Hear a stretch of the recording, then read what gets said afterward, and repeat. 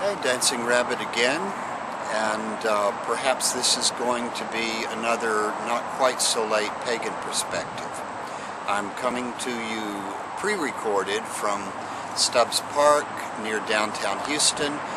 Behind me is the gigantic AIG building. You guys remember them from the Great Crash and the recession.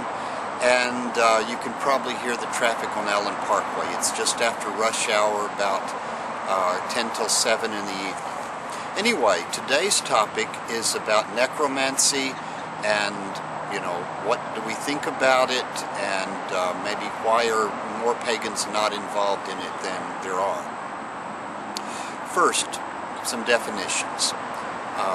The word necromancy means death, divination, very much like cartomancy is divination using cards, or tesomancy is divination using teacups. It's a form of divination. It goes back into ancient times, perhaps prehistoric times, that, and I use the term loosely, shaman, priests, seers would make contact with the dead, perhaps through trance or using various psychoactive chemicals, various techniques.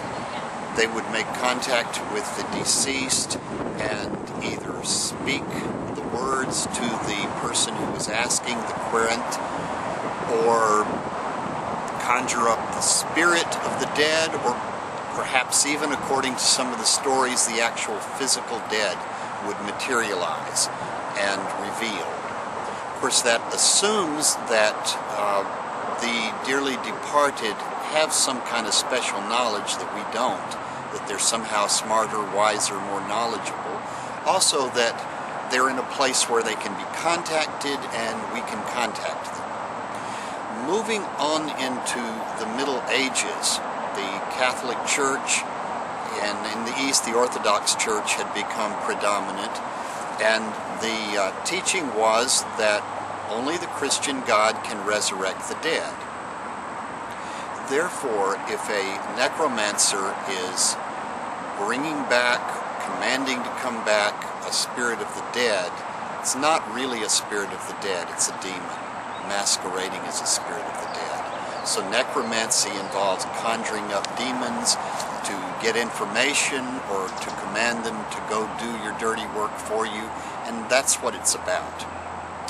So people during the Middle Ages who did necromancy, quite often that's exactly what they set out to do, to conjure demons, to invoke, to command them to come while they stood within a magic circle for protection, to conjure the demon inside a magic triangle, extract information, or command it to go out and do something or other. This quite often involved exhuming bodies, using body parts, human bones and such, all such nasty stuff, to do all sorts of bad and evil, horrible things. Gave the whole practice a really bad name. Coming into more modern times, you have the spiritualist or spiritist who did mediumistic seances to contact the dead, and in sometimes claimed or reported, possibly actually did have materializations in some ectoplasmic form of the dead. So, why don't pagans do this? Well, I can tell you why I don't. In the first place, most of my religion has to do with this present life. How do we live on earth in harmony with nature, in harmony with other people, with the animals, the plants, and with ourselves? That's what my paganism is about. Now, I understand that at least one of our viewers believes that the earth is abhorrent and is ready to move on to Summerland, the Elysian Fields, Nirvana, or somewhere else. And you're perfectly welcome to that opinion. There are millions of people that share that opinion. But I don't. My perspective is the earth is my home. The earth is my mother. Now, I do face death I have faced dying, death of loved ones, very close loved ones. I have been there. I worked as an EMT and, was there at deaths and helped lift the body and so forth. So I see that as just a part of living, kind of like Forrest Gump's mom. It's sad, but dying's a part of living. It's part of the cycle of life, death, rebirth, life, death, and rebirth. And it's what's natural. It's what's not supernatural. It's natural.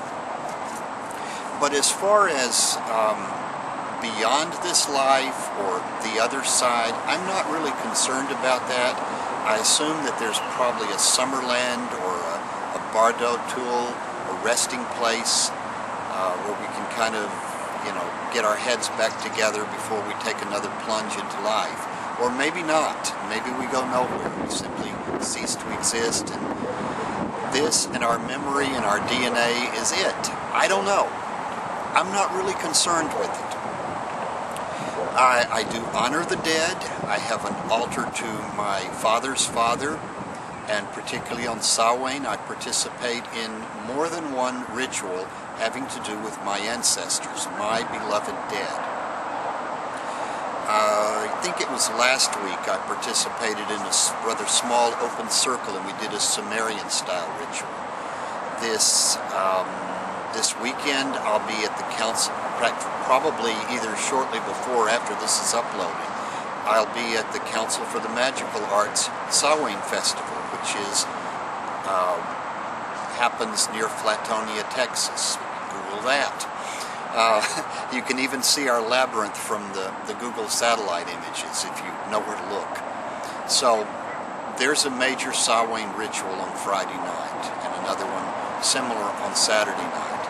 I will probably be participating in the Mexican Day of the Dead, Dia de los Muertos, this year. So there is that. But this doesn't seem to be necromancy, doing genealogy, family history, honoring the dead. I don't conjure up my grandfather. I don't expect him to speak to me or see him in physical form. I guess the only thing close to that is one time a year or so ago, I made some goofer dust. That's part of the hoodoo tradition, which requires graveyard dirt to do it. So I went to a graveyard, a grave of a soldier. I needed a warrior, and asked permission, and took a tablespoon of dirt from top of the grave and left a silver coin in payment. Now, did I expect to take that soldier's soul or spirit or essence? No, not particularly. I was following a recipe. And in hoodoo, we use the physical things to make amulets, charms, powders, potions, or whatevers. And so you're taking the essence, the energy, the whatever of the plant, of the location with the dirt, and goofer dust is used in foot track magic. I turned out never had the opportunity to use it, and it's probably a good thing anyway. That's why I don't do necromancy. I think a lot of pagans, particularly of the Wiccan variety, it would conflict with, or they feel it would conflict with the Wiccan Rede. Although I borrow a great deal from Wicca, I don't particularly subscribe to the Rede anymore. I think it's a good idea, it's good advice, but it's not absolute law. There are times when you have to do deeds. You have to cause harm to prevent greater harm. It doesn't happen often, but it happens. And so I don't look on the Rede as absolute law. But I think that may be another reason why a lot of pagans don't do necromancy. It's pretty, I understand, pretty sticky work. It's pretty dark, and I think that Rede or not, if you focus your mind, your energy, your time on something, then you become that something to an extent. And I'm not interested in becoming one of the evil dead to some extent or other. So I think I've pretty well covered it. Hope you guys are having a wonderful Samhain, a wonderful autumn. This is Dancing Rabbit. Till next time, bye-bye.